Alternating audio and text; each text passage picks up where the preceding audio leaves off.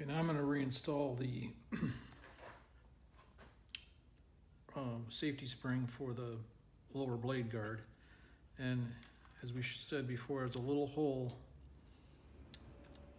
in the inner circumference of the space between the saw guard bearing and the outer main shaft bearing. So I'm gonna index that spring in there right now so it is located and we can make sure it's in place.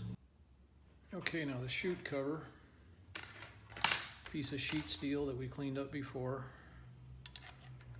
No sealant, no RTV, nothing like that, just a bunch of number 4 screws. And I bought button heads from McMaster. I'm just gonna drill out clearance holes for number 4 screw and then screw this thing down. So I'll do the drilling off camera. And I gave it another dose of dry lube on the inside. You really want it as smooth as possible. A, you don't want it to rust, it is steel, and B, all the goo and gunk that sometimes gets in there, you want it to be not sticking if at all possible. So just lay it in place and then one by one, just put in your little number 4 machine screws. Okay, there you have it. 9 of them. Actually, looks kind of cool. One neat little mod. I'll never see it though. It's under the fixed blade guard and behind the blade. But it does look kind of cool. Okay, the next finesse job is installing the movable blade guard. So first thing you need is the bearing retainer,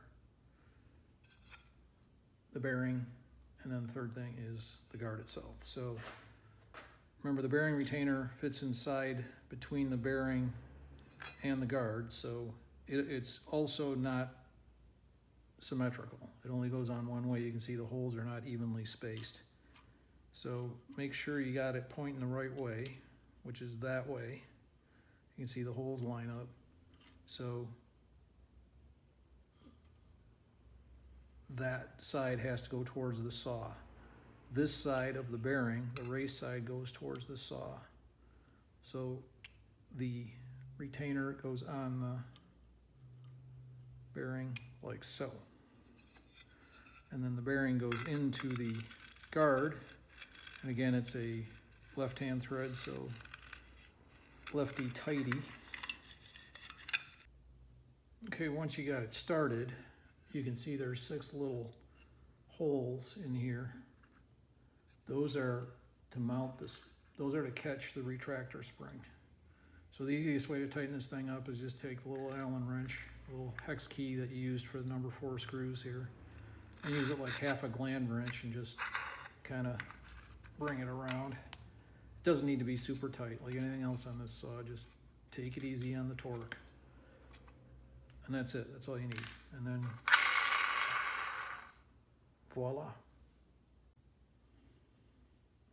Okay, now for the finesse part of the blade guard, lower blade guard, or movable blade guard installation. So you need a special tool for this called a coffee stirrer or a popsicle stick. And the finesse procedure is getting this end of this retractor spring into one of those 6 holes. And it has to be a certain one of the 6 holes so you have enough blade tension to retract the blade, the movable blade guard. So I just take a coffee stirrer and snapped it in 2. You can use a popsicle stick if you really want, but I have a coffee stirrer. So remember that spring is the end of that spring is radially mounted into the casting. So I just pull the spring up, a couple coils above the shaft, and just shove the popsicle stick between it and the coffee stirrer in between it and the second coil and the end of the shaft. And then I usually like to go so the back edge of the blade guard is at 90 degrees or close to 90 degrees to locate that spring tab. So it gives you enough tension so it'll retract nicely, but not so much tension that it'll just break the spring or snap shut.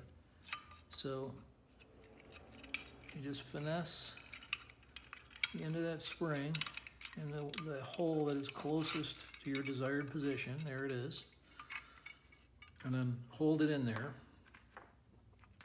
And for that, I usually use a screwdriver. Okay, and then once you got that, grab the top coil or the second coil with the screwdriver so that it just doesn't jerk the spring out of the hole when you pull out the coffee stirrer, and I just wedge it in there with my thumb. As you can see, I'm over the blade access hole, under the top coil of the spring, and I'm pushing down with my thumb. So I'm going to pull out the coffee stirrer, and then I'm going to gingerly guide the blade bearing race into its socket, or pocket, whatever you want to call it, on the casting. And you can feel and you can see that, see, it's going to retract. So we got it on there. So now we need to seat the bearing race into the saw casting. And for that, I'm going to enlist the help of my Nomar, made in Los Angeles, California, teeny tiny plastic hammer. And I'm going to use the harder of the two ends. And I'm just going to give it a couple of love taps to get it going.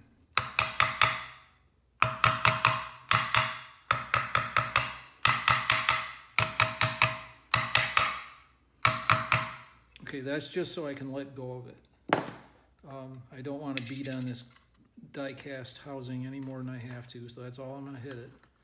And I'm going to use the chopstick to prop the blade guard into a position so now I can let go of it, hands free.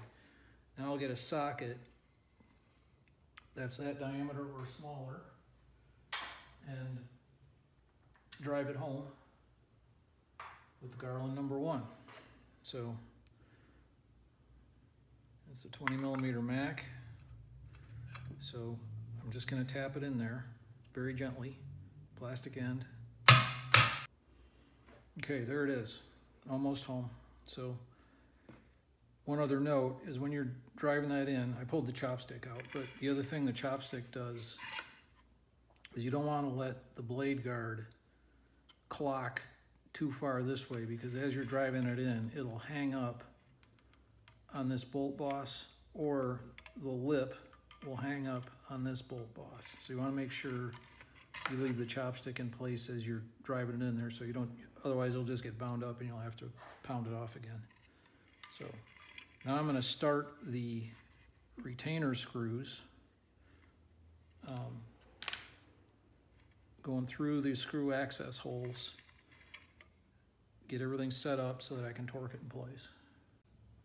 Okay, using my magnetized screwdriver, I just align the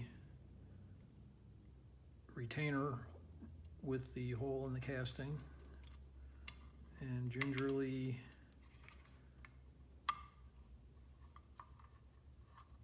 run in my degreased and deburred and de-schmooed bearing retainer screws. Okay, just get the screws down to where they won't interfere with the saw guard. Do not torque them. Do not use them to draw in the blade guard bearing. It's just a really thin piece of sheet metal, and all you'll do is bend it up. So just get it going, and then seat the bearing the rest of the way in with the persuader.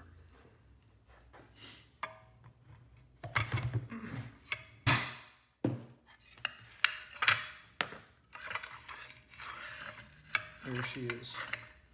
Now run the screws in.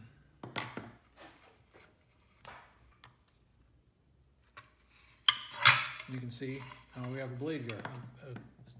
The blade guard works. So to keep it from banging itself up, I'm going to reuse the old rubber stopper. Still is fairly supple. I can sink my thumbnail into it, except I'm just going to turn it 180 degrees and use the side that hasn't been beat up for 80 years. Not super tight, just, again, just snug. And there you have it. Working blade guard. Okay, then due to my own proclivities, I'm going to put the fill cap and the front plug in now. But the fill cap, I just leave it loose. I never ever tighten it up with a wrench. I like to be able to take it off with my fingers. On the ones where I use gear oil, check the oil level. On this one, I'll be looking to see if there's grease in there and if the worm gear is still wet. See how my little experiment's going. And then that just stays finger tight.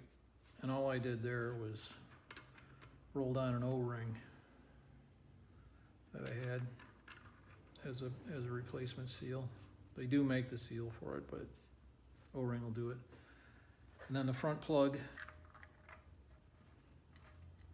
just hand threads on there.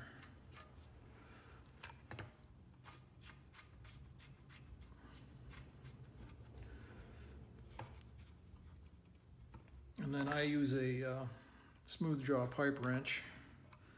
If you got a big adjustable, that'd probably work, but I don't recommend using a regular pipe wrench with teeth on it. All it does, you can see somebody already did it. It just garfs up the hex. And I put a square O-ring on there, just a EPDM square O-ring. And just enough to get the O-ring compressed a teeny weeny bit, and that's it. There's no need to go any tighter than that, even if you're running oil. That Permalube bearing acts kind of like a little seal, plus you just need to compress that a little bit, because once it starts absorbing oil or grease, it swells up and makes itself even tighter, so that's all you need. Okay, now it's time to put in the deburred and cleaned up housing screws with their little lock washers. They all have a little high collar lock washer on them, which doesn't really probably do very much in terms of retaining torque, but it does look cool. So I'm gonna take out the ones that I used to draw the saw together, put washers on them, and then install the two that I didn't install. And again, just hand tighten. And if you ever got to replace one of these, on some of these old guys, it's a number 12 screw, which is an unusual machine screw these days. You can still get it. Gunsmiths use them, but they're rare at a hardware store. So McMaster has them, but you got to buy them by the 100 or 50. But if you do need them, that's the size they are. Some of them, like my 67's, got 1/4" screws here, 1/4 20s, which are easy to get. So just a note, if you're looking for that thread and you're like, what the heck is this? It's probably a number 12. Okay, upper blade guard and handle. So all three of the other housing screws are in and snug down. I didn't show you, just me struggling with them. And then I took out the big one that is also doubles as a handle screw. Again, remember the admonition about the handle you can reef the handle around if this end is loose, and you can crack the housing right there, and not good. So I kind of like to do the fixed blade guard and the handle at the same time. So one step at a time here. So first is fixed blade guard. So the two smaller screws, just to make sure they're running, which they are. Then the number 12 screw that goes into the blade guard end of the handle.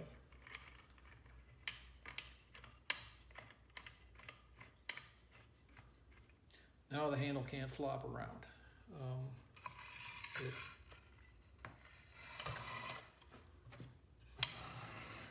Then put in the final housing screw with its high collar little lock washer, in that order. Much safer, much less prone to doing damage to a sail. And I'm just going to run these down. Okay.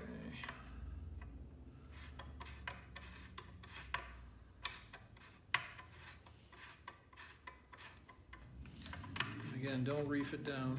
This is steel on steel, but still, don't reef it down. You don't need it; just doesn't need it. And then the rear, the steel washer it came with, and then one of the 3/8, aka 5/16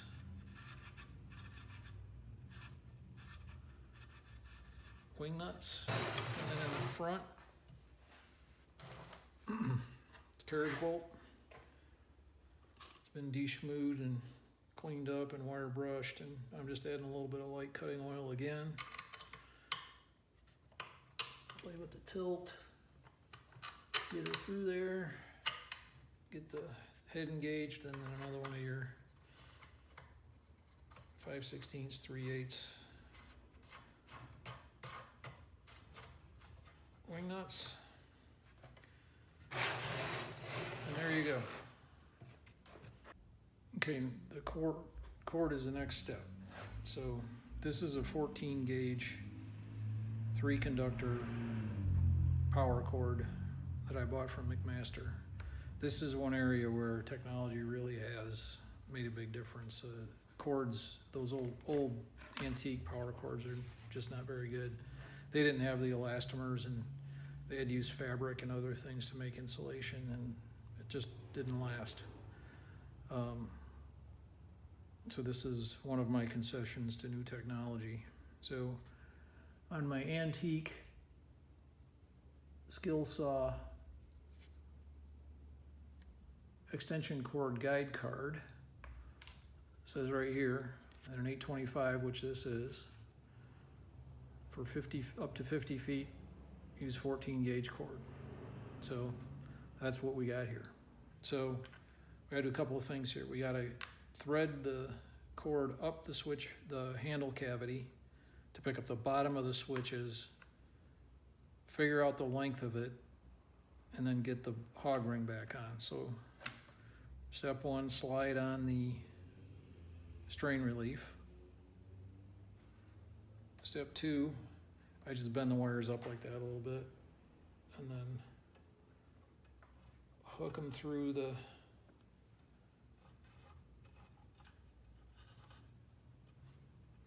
cord hole with a little help from the chopstick. Oh, didn't quite go. Okay, try it again.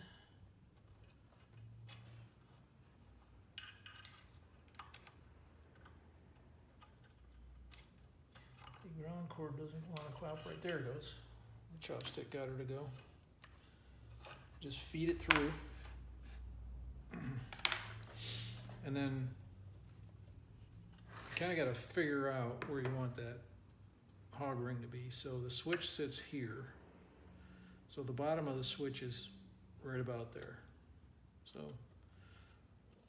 let's say an inch below that. So the ends of these will be about an inch down here because they pick up the bottom of the switch.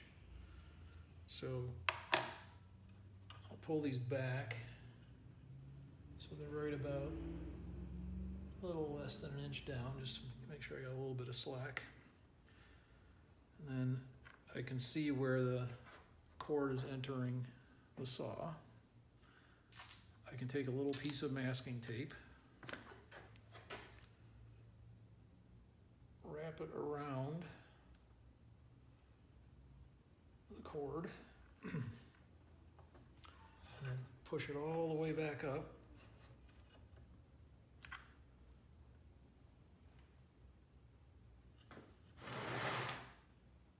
Take the hog ring.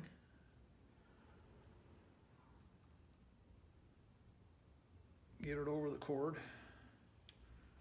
Get it in the neighborhood of the masking tape.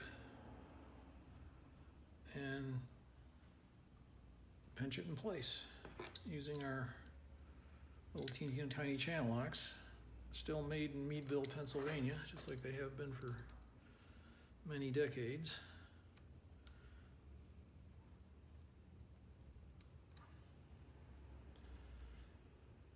One of the few American tool companies that stuck around. Okay, there's the hog ring. Okay, now pull it back down just to check the position. Again, with making sure I don't pull the motor leads out.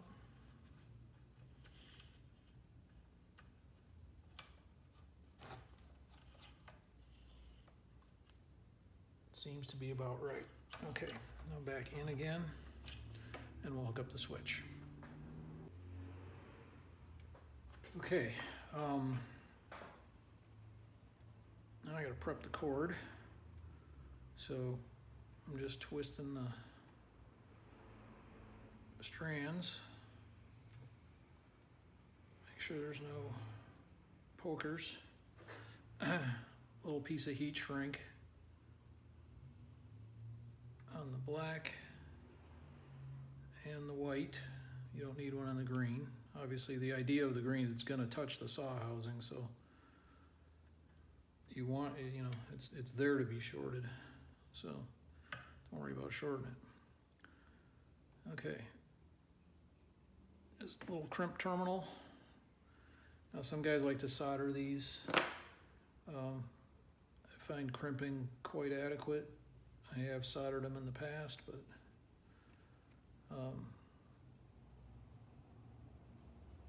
good crimping tool like my channel lock here, you can get a really good joint like that. And just do a little pull test. I'm pulling on that pretty hard. Make sure you can't pull it off. And then black and white, same thing.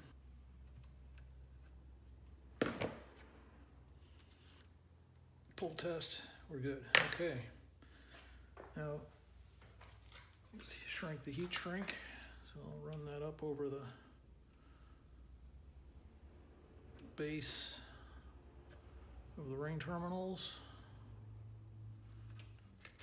Do it the old-fashioned way.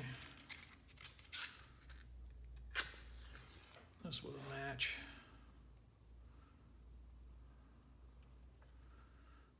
The wonders of modern thermoplastics. Pretty easy, please. Okay, you may have noticed when I took it apart, the ground lead was attached under the switch with a number 8 screw right there. That's how it came from the factory, but I don't actually like that. I do a little bit of a different hack, if you want to call it that. These switches very frequently have a threaded plate on them, so I just attach the ground screw to the switch itself. This is the frame of the switch, which is attached directly to the switch mount, which is attached to the housing. So it still grounds the housing, but the plus is that all the cables for the cord and the switch are all about the same length, instead of the green having to wrap all the way up here and the black and white having to be down here. So it just makes it a little bit easier to make the installation.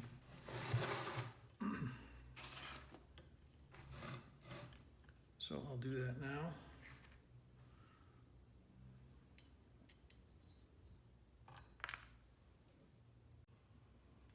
Okay, so we ran into a little problem here. Whoever replaced the cord last time stripped this screw. So I didn't notice it when I was taking the saw apart, but But how you can fix that is these screws on these old switches are actually fine threads. So a number 6, it's a number 640, not a number 632. So what you can do is just get a steel screw, kind of use it like a little tap, or just get a tap and run it into that soft brass, and it'll cut a new thread. That's 632. Then you can take a brand new brass screw and use it, and it'll bite. So you can salvage the hole just by re-threading it with a coarser thread. And let me get that in there.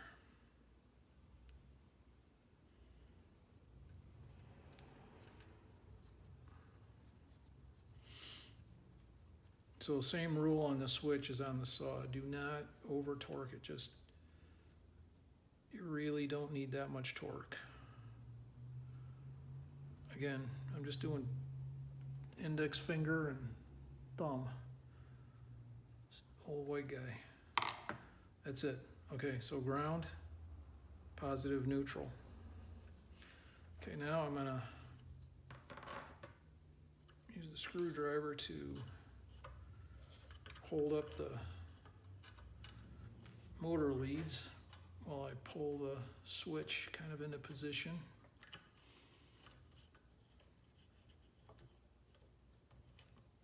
Okay. Now I gotta get the motor leads behind the switch, around the back and to the top. So take out the screwdriver, pull them to the back, drop the switch down,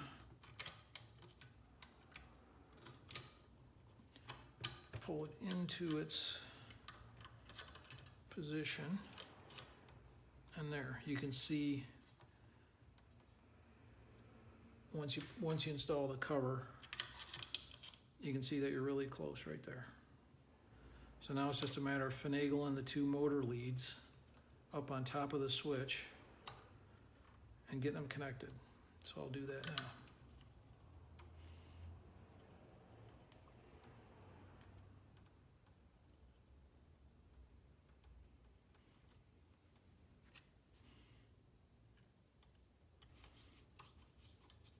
These old switches are really tough, but these Bakelite housings are a bit brittle, and they do get more brittle with age, so be careful with them. You can rebuild them. Maybe one of these days I'll do a video on rebuilding these switches, but they're very durable. It's just, don't be whacking them, they're a little bit brittle. Okay, so I'm going to attempt to reuse these insulating paper. So even though it's torn, it does not move. So I'm simply going to slide that down like so, and then get the lip of it, get it just above that lip right there, so that I can make sure it's in place when I install the cover. So now the switch cover, see, I can get the paper pinched, and I can find the holes, the mounting holes, like so.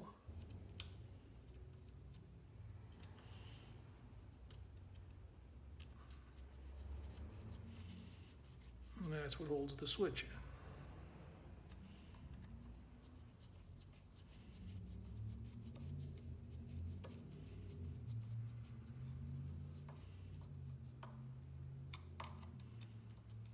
Once again, just snug. Okay, now you can see the paper. I've got it pinched in there, so it's going down. I'm pulling on that cord pretty hard, so the strain relief is working, the hog ring. And then we just need the number 8 cover screw.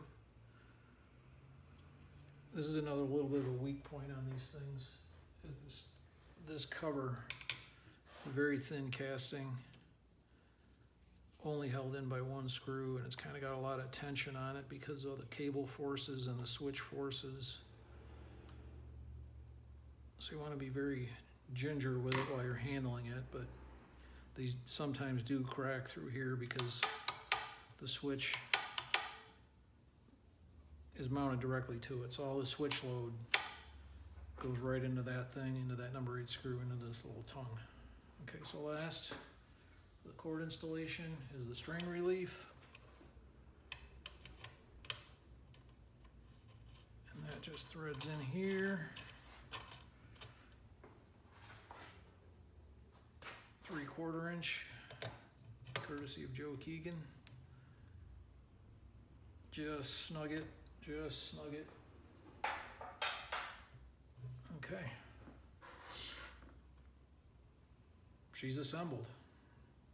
Okay, one more thing I like to do before I fire it up is make sure it's grounded. So remember, I hooked up the ground wire to the switch and not directly to the saw housing. So let's make sure we have a ground. So this is just my fluke meter set on beep, so continuity. So there's the ground lead. There's the housing. Grounded everywhere, so we're good. Nice and safe. And then while we're at it, let's check to make sure it doesn't conduct to the neutral or the power. And it doesn't. See, it's still working, but okay, so we're safe. We have a good grounded saw. Okay. I put the arbor bolt and washer in just to keep the blade arbor from flying out of there. Okay, she's plugged in. Plug strip is on. Nice and grounded, nice and safe. You can see the string gate, the strain relief working. Let's fire it up. Beautiful. Okay. I think I'm gonna call it a day. I'm getting a little hungry and we got it all together. So tomorrow we will put the nameplates back on. Maybe give it a little bit of a cleanup. Get some of the fingerprints off of it. Put a blade on it. Then we'll start on the box. Okay, there she is. All put together. Blades on it. Got her clamped down. Give it a test fire.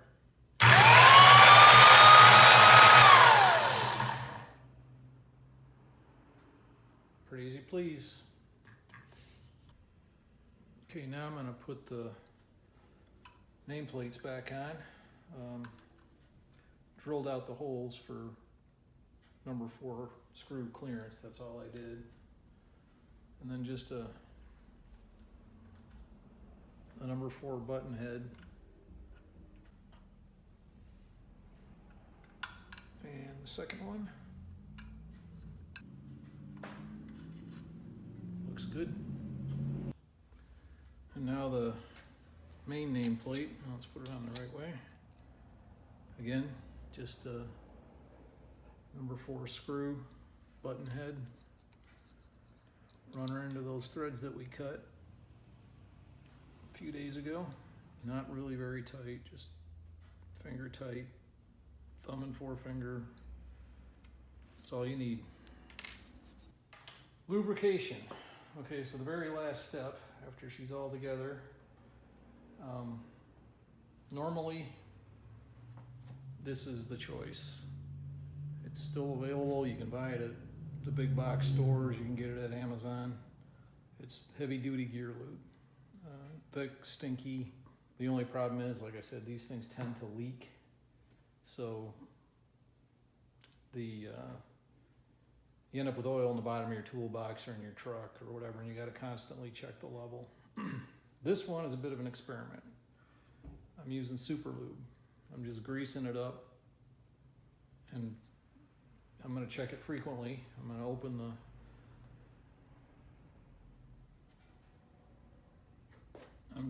the fill plug every time I use it and check inside. Probably can't see in there, but make sure she's nice and lubed up, and make sure that she's not showing any signs of wear or anything untoward. And if it works, I'll keep up with it. If it starts looking a little hinky, like there's no lube on the gears or starting to see metal moving around, I'll clean the grease out and go back to the Skilsaw lube. So, just by way of comparison, here's my 67, and here's the 825 we just did. I mean,